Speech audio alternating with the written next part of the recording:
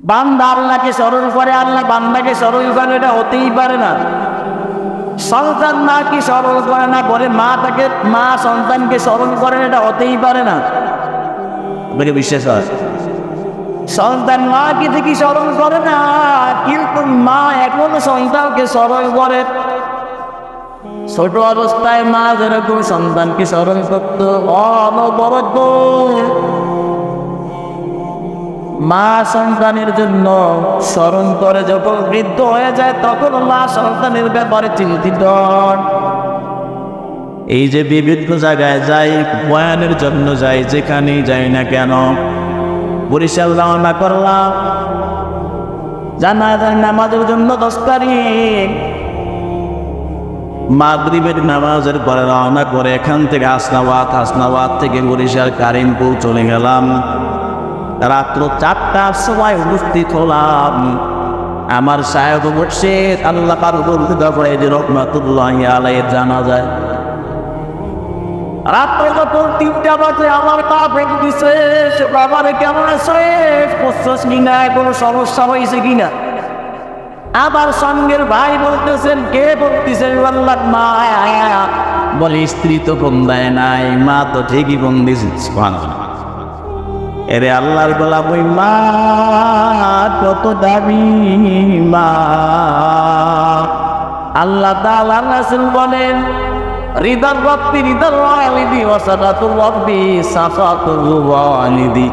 আমার রাসূল বলেন যে মাকে খুশি করলো সে যেন আল্লাহকে খুশি করলো। ঠিক না? ওগো মা তুমি এ ধরনের শ্রেষ্ঠ নিয়ামত, ওগো মা তুমি এই ধরনের শ্রেষ্ঠ নিয়ামত, তোমারই পদতলে রয়েছে জান্নাত।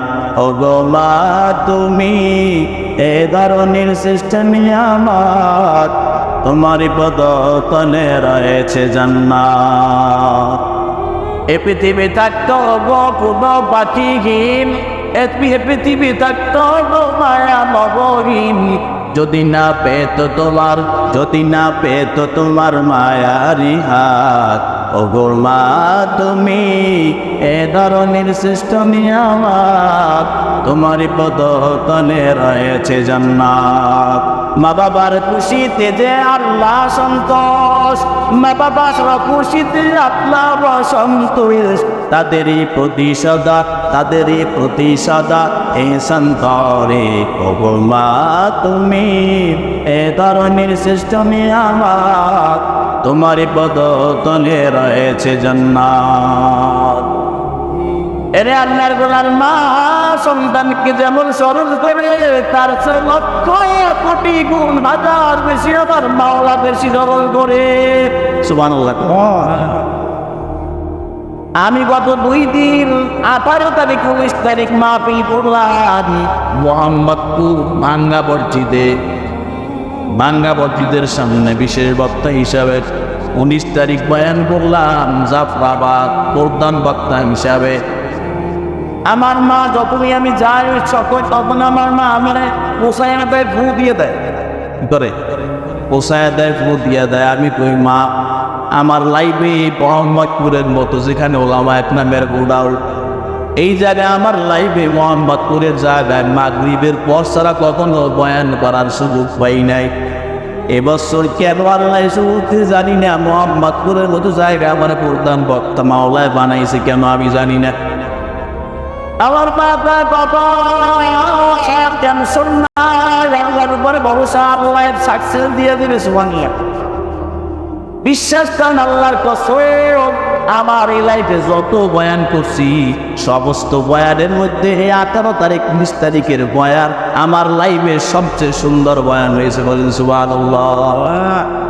সুতরাং বাপ মার দোয়া, আমার ভাই আমার ভিডিওর নিচে লেখে, আমার মা বাবার দোয়া আমার ভাইয়ের উপরে আছে, আমার ছোট ভাই লেখে, কমেন্টের মধ্যে লেখে। তাহলে বুঝতে পারছি যে ঠিকই মা বাবার দোয়া আছে না নাই। এজন্য ভাইয়া দুনিয়া এবং আখিরাতে কল্যাণকামী হইতে হলে বাবা মাকে সারা যাবে না, সারা যাবে না ইনশাআল্লাহ। আল্লাহ তাআলা যতবার স্মরণ করে মা বাবা যতটা স্মরণ করে না আল্লাহ তাআলা করছে, দেখুন বান্দাকে স্মরণ করে।